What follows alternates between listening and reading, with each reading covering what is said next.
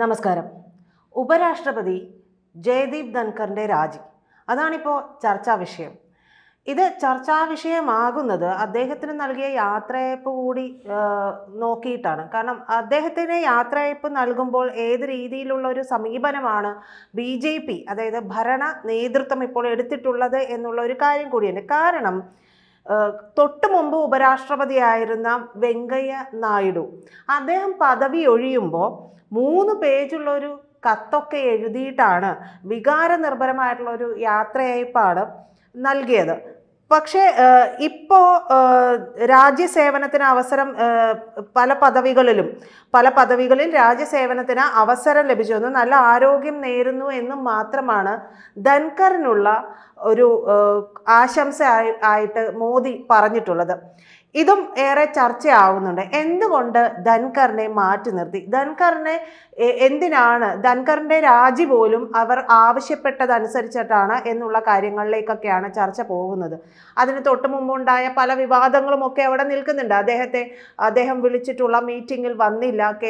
കേന്ദ്രമന്ത്രിമാരായിട്ടുള്ള JP നദ്ദയും Kiran റിജിജുവൊന്നും അതിലേക്ക് വന്നില്ല എന്നുള്ളത് ഉൾപ്പെടെയുള്ള കാരണങ്ങൾ അവിടെ നിൽക്കുന്നത്. അതവിടെ നിൽക്കട്ടെ, അത് നമ്മൾ പലപ്പോഴായിട്ട് ഇന്നലെയൊക്കെ സംസാരിച്ച വിഷയങ്ങളാണ്. പക്ഷേ ആരോഗ്യ പ്രശ്നങ്ങളാണ് എന്ന് പറയുമ്പോൾ അത് ഒരു വഴി നോക്കിക്കഴിഞ്ഞാൽ ശരിയാണ്. കാരണം ഹൃദയ സംബന്ധമായിട്ടുള്ള ഒരു വിഷയമുണ്ടായി, അദ്ദേഹം കുഴഞ്ഞു വീഴുകയും അദ്ദേഹത്തെ ആശുപത്രിയിൽ പ്രവേശിപ്പിക്കുകയും ഒക്കെ ചെയ്ത സാഹചര്യമുണ്ട്. എന്നിരുന്നിട്ട് പോലും ഈ രാജി പ്രഖ്യാപിച്ച ദിവസം വരെ അദ്ദേഹം കർമ്മനിരതനായിരുന്നു എന്നുള്ള കാര്യം നമ്മൾ മറന്നു പോകരുത്. 12 ദിവസം മുമ്പ്, ഒരു 13 ദിവസം മുമ്പ് JNUവിൽ ഒരു പരിപാടി ഉണ്ടായിരുന്നു. ഈ പരിപാടിയിൽ പങ്കെടുക്കുമ്പോൾ ധൻഖർ പറഞ്ഞ ഒരു കാര്യം, ഞാൻ ഔദ്യോഗികമായി തന്നെ കാലാവധി പൂർത്തിയാക്കും, അതായത് 2027 ഓഗസ്റ്റ് വരെ ഞാൻ വിരമിക്കുകയുള്ളൂ, അപ്പോഴേ ഞാൻ വിരമിക്കുകയുള്ളൂ എന്ന് ഒരു 13 ദിവസം മുൻപ് അല്ലെങ്കിൽ 12 ദിവസം മുമ്പ് JNUവിൽ നടന്ന പരിപാടിയിൽ വെച്ച് 74-കാരനായിട്ടുള്ള നമ്മുടെ ഉപരാഷ്ട്രപതി പറയുകയാണ്. അതിനുശേഷം ഇത്രയും ദിവസത്തിന് ശേഷം സംഭവിച്ചു നോക്കൂ. ഒരു ദിവസം വൈകിട്ട് 4 മണി കഴിയുമ്പോഴേക്കും അദ്ദേഹത്തിൻ്റെ രാജിക്കത്ത് കൊടുക്കുകയാണ്. ഈ രാജിക്കത്ത് കൊടുത്തതിന് ശേഷം ഉണ്ടാവുന്നത് ആരായിരിക്കും ഉപരാഷ്ട്രപതി? എല്ലാവർക്കും അതാണ് ക്യൂരിയോസിറ്റി. പലരും പല പേരുകൾ പറയുന്നുണ്ട്. എല്ലാ പേരുകളും തന്നെ വളരെ എന്താ പറയുക, അത് അങ്ങനെ വിലയിരുത്താൻ കഴിയുന്ന രീതിയിലുള്ള പേരുകൾ തന്നെയാണ്. ഏറ്റവും ഒടുവിൽ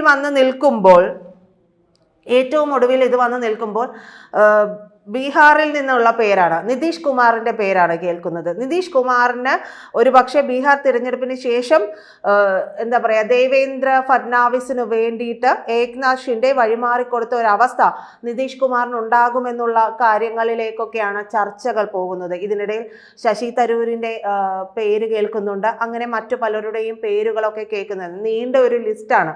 പക്ഷേ ഏറ്റവും ഒടുവിൽ കേൾക്കുന്ന പേര് ഇതാണ്, നിതീഷ് കുമാറിൻ്റെ പേരാണ്. അപ്പോൾ 2024 ജനുവരിയിൽ നിതീഷ് കുമാർ BJP നേതൃത്വത്തിലുള്ള NDA സഖ്യത്തിലേക്ക് തിരിച്ചെത്തിയത് മുതൽ 2025 നിയമസഭാ തിരഞ്ഞെടുപ്പിൽ വിജയിക്കുന്നത് വരെ അദ്ദേഹം തുടരില്ല എന്നുള്ള രീതിയിലാണ്. കാരണം അവിടെ താല്പര്യമില്ലായ്മ, കേന്ദ്ര ഭരണ നേതൃത്വത്തിൻ്റെ താല്പര്യമില്ലായ്മ അവിടെയുണ്ട്. അപ്പോൾ അദ്ദേഹത്തിനെ ഉപരാഷ്ട്രപതി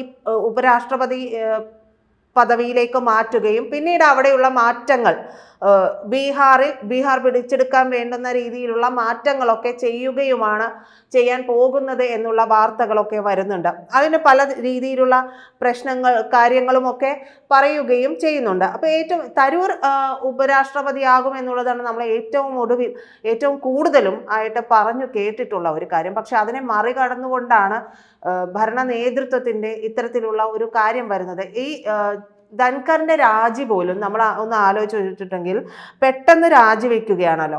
ഇത് ആർക്ക് വേണ്ടിയിട്ടുള്ള രാജിയാണ്? ആരെ സംരക്ഷിക്കാനാണ്? ആരെയാണ് യോഗം വിളിക്കുന്നത്? ഈ ധൻഖറിൻ്റെ രാജി ആരുടെ സമ്മർദ്ദത്തിന് വഴങ്ങിയാണ് BJPയുടെ രാഷ്ട്രീയ നേട്ടത്തിനായിട്ട് ആരെങ്കിലുമൊക്കെ ഉൾപ്പെടുത്താനുള്ളതാണോ ഈ രാജി? അതിന് വേണ്ടിയിട്ടാണോ നിർബന്ധപൂർവ്വം? അതായത് തൊട്ടടുത്ത് കുറച്ച് ദിവസം മുമ്പ് 27-ൽ മാത്രം താൻ വിരമിക്കൂ എന്ന് പറഞ്ഞ ഒരു ഉപരാഷ്ട്രപതി പെട്ടെന്ന് രാജിവെക്കുക. അപ്പോൾ അത് സ്വാഭാവികമായിട്ടും രാഷ്ട്രീയ സമ്മർദ്ദം ഏറെയുണ്ട് എന്നുള്ള തരത്തിലേക്ക് പോകാനുള്ള ചർച്ചകൾ പോകാനുള്ള വഴിമരുന്ന് കൂടിയാണ് അത് ഉണ്ടായിട്ടുള്ളത്. ഇതിനിടയിലാണ് ഈ BJPയുടെ രാഷ്ട്രീയ നേട്ടം എന്ന് പറയുമ്പോൾ ബീഹാറിലെ പ്രശ്നങ്ങളും നിതീഷ് കുമാറിനെതിരെ സഖ്യകക്ഷികളിൽ നിന്ന് വരെ BJPക്കെതിരെ എതിർ ശബ്ദം ഉയർന്നു വരുന്ന സംഭവങ്ങളുമൊക്കെ ഉണ്ടായിട്ടുള്ളത്. നിതീഷ് കുമാറിനെതിരെ പ്രതിപക്ഷം മാത്രമല്ല, സഖ്യകക്ഷികൾ, ഇവരുടെ സഖ്യകക്ഷികളായിട്ടുള്ളവരിൽ നിന്ന് വരെ, ചിരാഗ് പാസ്വാനിൽ നിന്ന് വരെ വലിയ രീതിയിലുള്ള അവമതിപ്പ് ഉളവാക്കുന്ന അല്ലെങ്കിൽ വളരെയേറെ വിമർശനപരമായിട്ടുള്ള കാര്യങ്ങളൊക്കെ വരികയും ചെയ്യുന്നുണ്ട്. നിതീഷ് കുമാർ അവിടെ നിൽക്കുന്നുണ്ട്. നിതീഷ് കുമാറിന് ഒരു സാധ്യത വളരെയേറെ കൽപ്പിക്കപ്പെടുന്നുണ്ട്. അതായത് ദേശീയ തലത്തിലേക്ക് പോകുമ്പോൾ ഏറ്റവും അധികം കേൾക്കുന്ന ഒരു പേര് എന്ന് പറയുന്നത് നിതീഷ് കുമാറിൻ്റെതാണ്. മറ്റൊരു പേര് എന്ന് പറയുന്നത് JP നദ്ദയുടേതാണ്. JP നദ്ദ വീണ്ടും ദേശീയ അധ്യക്ഷനായിട്ട് തുടരുകയാണ്. JP മാത്രമല്ല, നമ്മുടെ കേന്ദ്ര ആരോഗ്യ മന്ത്രി കൂടിയാണ്. കൂടുതലുമായിട്ട് നോക്കിയിട്ടുണ്ടെങ്കിൽ RSSന്റെ തന്നെ ആൾ എന്ന് പറയാവുന്ന രീതിയിൽ RSSന് ഏറെ താല്പര്യമുള്ള ഒരു നേതാവ് കൂടിയാണ് JP നദ്ദ. നദ്ദ വരികയാണെങ്കിൽ അതിൻ്റെതായ മാറ്റങ്ങളും അവിടെ പല കണക്കുകൂട്ടലുകളും ഈ പറയുന്ന രീതിയിൽ BJPക്ക് അല്ലെങ്കിൽ RSSന് അവിടെ നടത്താൻ കഴിയും. RSSന്റെ പിൻബലത്തോടെ കൂടി തന്നെയാണ് BJPയുടെ മുന്നോട്ടുള്ള പോക്ക്. RSS ഇറങ്ങി പണിയെടുത്തില്ലെങ്കിൽ പകുതിയും അവിടെ കിടക്കും. BJPയുടെ വളർച്ച എന്ന് പറയുന്നത് പകുതിയും വഴിയിൽ കിടക്കുന്ന ഒരവസ്ഥയുണ്ട്. അപ്പോൾ RSS പറയുന്ന നോമിനിയായിട്ട് JP നദ്ദ കൂടി വരാനുള്ള സാധ്യതകളും നമ്മൾ ചില ദേശീയ മാധ്യമങ്ങളൊക്കെ നോക്കുമ്പോൾ വരുന്നുണ്ട്. അപ്പോൾ നദ്ദ വരാനുള്ള ഒരു സാധ്യത നമുക്ക് തള്ളിക്കളയാൻ കഴിയില്ല എന്നുള്ളതാണ്.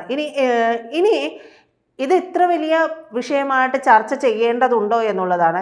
രാഷ്ട്രപതി സ്ഥാനത്തേക്കുള്ള ഒരു ഒഴിവ് വന്നിട്ടുണ്ടെങ്കിൽ 6 മാസത്തിനുള്ളിൽ തന്നെ നികത്തണം എന്നുള്ളതാണ് ഭരണഘടന അനുശാസിക്കുന്നത്. പക്ഷേ ഉപരാഷ്ട്രപതിക്ക് ഇത്തരത്തിലൊരു സമയപരിധിയില്ല. എത്രയും വേഗം ഒഴിവ് നികത്തണം എന്നുള്ളത് മാത്രമാണ് ഉപരാഷ്ട്രപതിയുടെ ഒഴിവിനെ സംബന്ധിച്ച് പറയുന്നത്. 1952 ഉപരാഷ്ട്രപതി തിരഞ്ഞെടുപ്പ് നിയമം അനുസരിച്ച് തിരഞ്ഞെടുപ്പ് കമ്മീഷൻ തിരഞ്ഞെടുപ്പ് ഷെഡ്യൂൾ നിർണ്ണയിക്കും, പ്രഖ്യാപിക്കുകയുമൊക്കെ ചെയ്യും. അത് കഴിഞ്ഞ് ലോകസഭയുടെയോ രാജ്യസഭയുടെയോ സെക്രട്ടറി ജനറലിനെ റൊട്ടേഷൻ അടിസ്ഥാനത്തിൽ റിട്ടേണിംഗ് ഓഫീസറായി നിയമിക്കുന്നു. തുടർന്നാണ് ഈ തിരഞ്ഞെടുപ്പൊക്കെ നടക്കുന്നത്. അപ്പോൾ ഉപരാഷ്ട്രപതിയുടെ തിരഞ്ഞെടുപ്പിനായിട്ട് ഇത്ര സമയപരിധി, രാഷ്ട്രപതിയുടേതുപോലെ 6 മാസ സമയപരിധി എന്നുള്ള പറയുന്നത് പോലെയൊന്നും അങ്ങനെ ഒരു നിശ്ചയിച്ചിട്ടുള്ള കാര്യമല്ല.